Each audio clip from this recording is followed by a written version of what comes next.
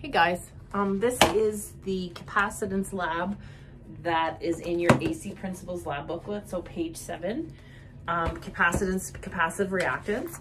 So we are expected to find the capacitive reactance from a 10 microfarad rated capacitor. Okay, so procedure 1, question 1 says calculate the value of XC for the 10 microfarad capacitor. So the formula for capacitive reactance is XC equals 1 all over 2 times pi times frequency times capacitance. The frequency will be 60 hertz, being that we're using a North American distribution. Okay, so we have 2 times pi times 60 hertz of frequency times 10 microfarads, and 10 is being multiplied by 10 to the negative 6 because our capacitor is rated in micro. So be aware that you will do this formula a lot and you will get comfortable with punching it into your calculator. I like to put the bottom and then I just inverse it by going x to the negative 1, or you can go 1 divided and then put all of that in brackets. So I'm going to go 2 times pi times 60 times 10, exponent button, negative 6 equals, then I second function x to the negative 1, and that gives me an XC of 265.26 ohms.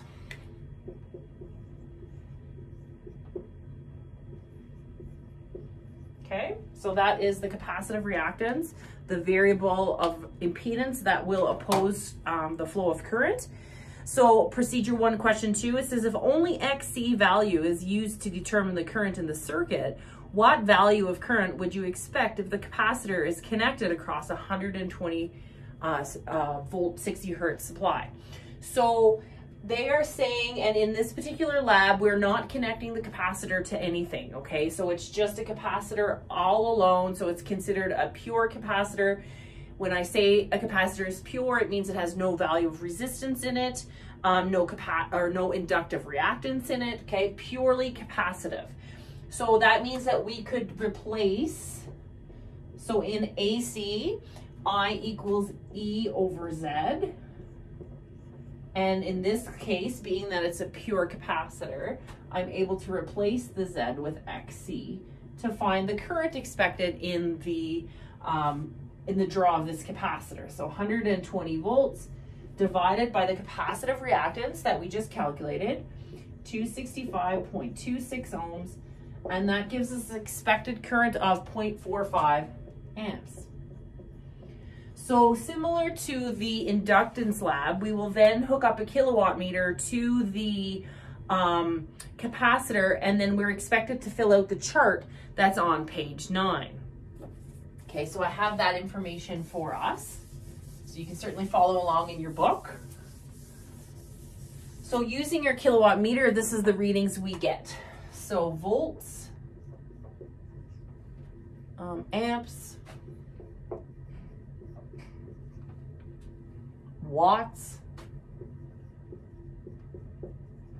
voltamps, and power factor. So we haven't really learned about all of these variables just yet. Next week I will be doing a video and we will be talking about power relationships, and that will become, the watts and the voltamps will become a little clearer to you. So the kilowatt meter is reading this for me in our capacitor.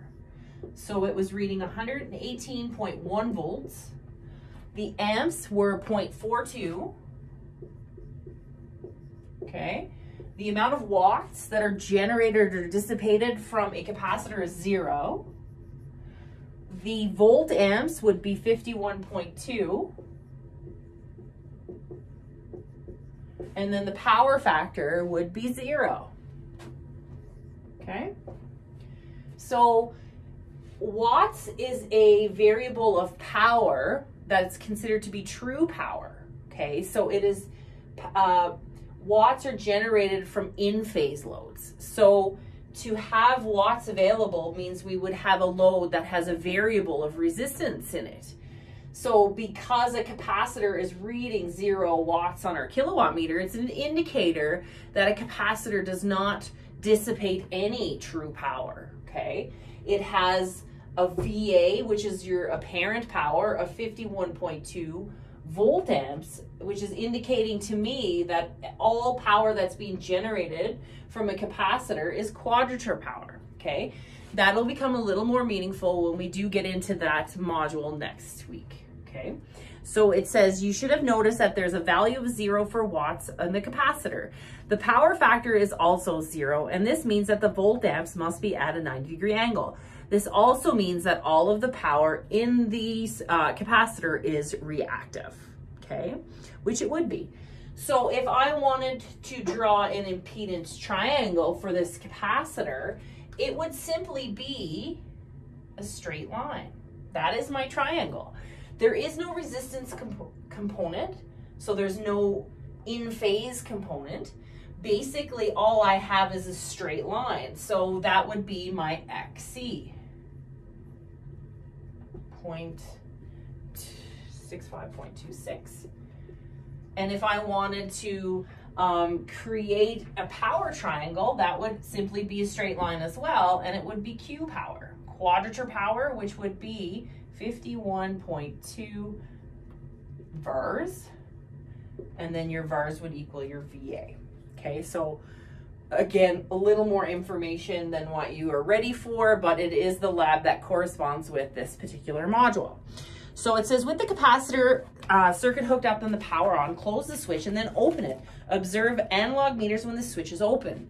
So basically what you're gonna see happen is that you're gonna see the discharging current from the capacitor being read on the meter. So you don't, when you disconnect power to the capacitor, your meters don't necessarily go back to 0. It's going to catch an amount of discharge that's coming from the capacitor, and that would be measured using current and voltage as well. Okay, so just be aware of that.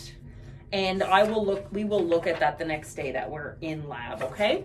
Thank you.